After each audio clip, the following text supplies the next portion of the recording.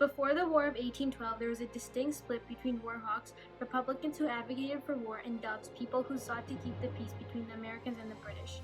One of the most prominent figures as a war hawk was Henry Clay. He led the war hawks to war against Britain in an attempt to protect American maritime rights, re-establish the same type of national unity that resulted after the Revolutionary War, and resolve economic issues that emerged. At this time, the rebellious attitude towards Britain was resurgent because there was a new generation of U.S. citizens who knew about the Revolutionary War. Before the war, Clay wrote a letter to the National Intelligencer urging for war. He explained that the only way to keep future peace with Great Britain was to settle past issues that arose again from the Revolutionary War. The National Intelligencer was a newspaper published in Washington, D.C. in the 1800s that served as a prominent newspaper and information source at the time. He continued to state that this war was necessary to prove that the victory in the Revolutionary War was not just pure luck. Ultimately, this letter emphasized the trends of nationalism, sectionalism, unpreparedness for war, and the need for a clear victory. Clay began, "The final step ought to be taken, and that step is war. Our wrongs have been great, our cause is just, and if we are decided and firm, success is inevitable. Let war, therefore, be forthwith proclaimed against England. With France we shall still be at liberty to pursue the course which circumstances may require. If she acquits herself to the just claims of the United States, we shall have good cause to applaud our conduct in it, and if she fails, we shall always be in time to place her on the ground of her adversary. And on that ground, in that event, it is hoped that she will be placed." From the start, Clay expressed that the only way to maintain or even create peace with Britain was through war. The way that war is written in all capitals puts much more emphasis on it than the rest of the excerpt. This in turn indicates a demanding tone because it expresses anger or urgency. He believed that they were completely justified in the sense that they deserved war because the British were enforcing a technique known as impressment, which affected the high seas since it showed negative treatment of the U.S. merchant ships and the American rules and rights of the seas. Furthermore, the overall mood of this passage is nationalistic. He stated that it would not be difficult to defeat the British and show them that America truly earned its victory in the Revolutionary War. The letter as a whole ultimately reflected the increase in sectionalism at this time and even until the Civil War. This also shows his consistency as a leader of the Whig Party. He stated that the U.S. should not go to war with France since he considered France an ally.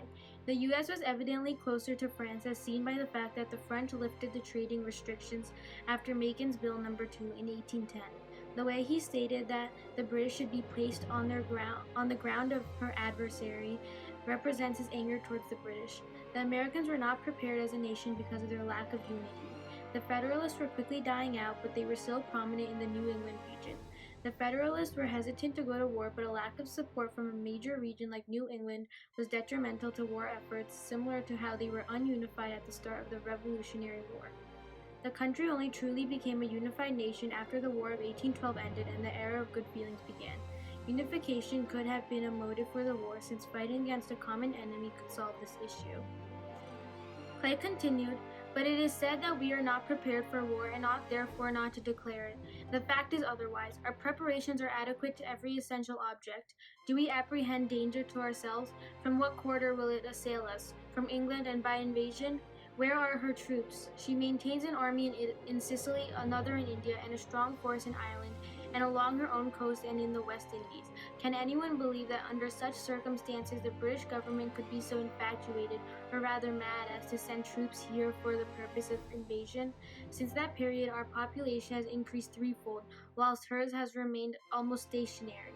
The condition of the civilized world, too, has changed." Clay's use of rhetorical questions in this excerpt is necessary to ridicule the British for wanting to attack the U.S. when they have colonies that are more significant and necessary to their economy, which is similar to his tone of criticism. Clay's harsh criticism of Britain reiterates his nationalism and loyalty to the U.S. He supported this claim by referencing the other conflicts that the British had, which Clay considered to be more important than a war with the U.S. He does this in an attempt to belittle the British and expose them for their stupidity. Likewise, the ideas in this excerpt have the same concept as ideas presented in the Monroe Doctrine, James Monroe's foreign policy. Clay recognized that Britain did not want their colonies invaded. This issue was resolved through the Monroe Doctrine because they created a compact that stated that U.S. would not interfere with British colonies and territories as long as they agreed to do the same.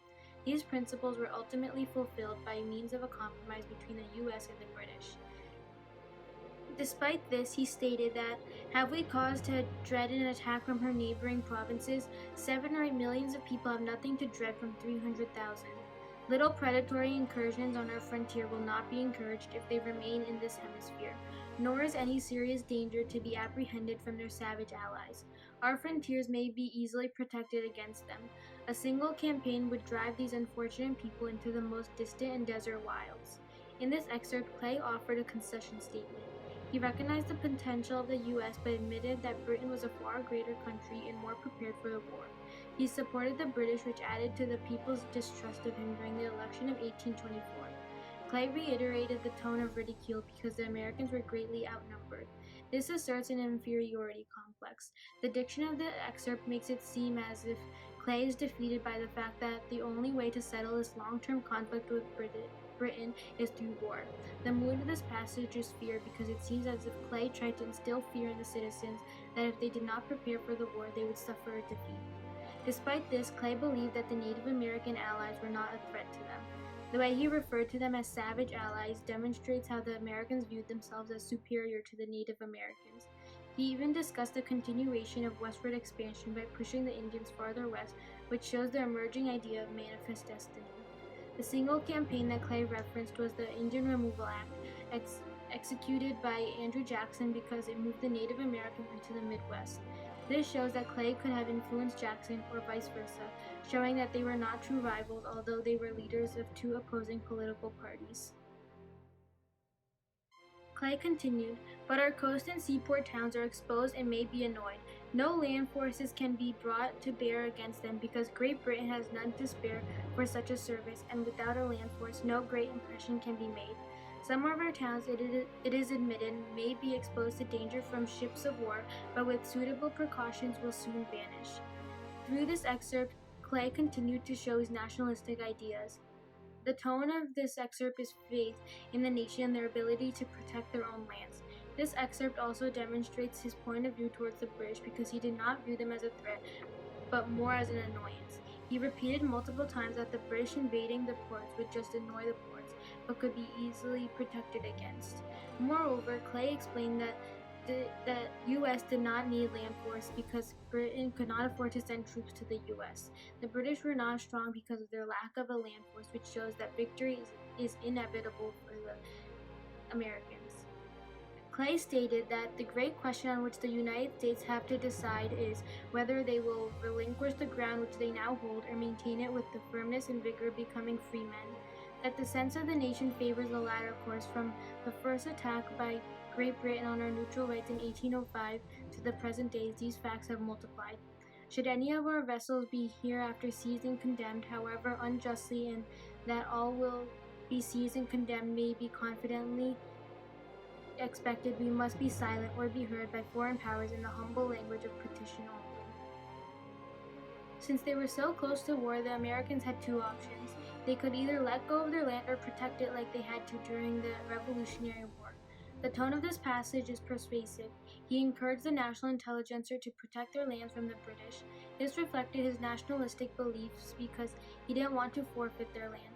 Furthermore, Clay's reference to the British victory during the Barbary Wars in 1805 shows that he holds a grudge against the British for all the times they wronged the Americans. Through this letter, Clay successfully helped the war efforts. 2 months later, Congress declared war on Britain, which was proclaimed by James Madison on June 18. Overall, Clay had many recurring ideas throughout this letter. He showed his nationalism and faith in the U.S.'s ability to succeed in a war against one of the strongest world powers. He also used the repeated tone of pride for the country to show his nationalism. He ridiculed the British for wanting to invade the U.S. when they had colonies. He criticized them for impressing the U.S. when they had other problems like the Barbary and Napoleonic Wars. Ultimately, Clay encouraged for U.S. to go to war with Britain, was a prominent figure throughout the war, including the signing of the Treaty of Ghent, which ended the war.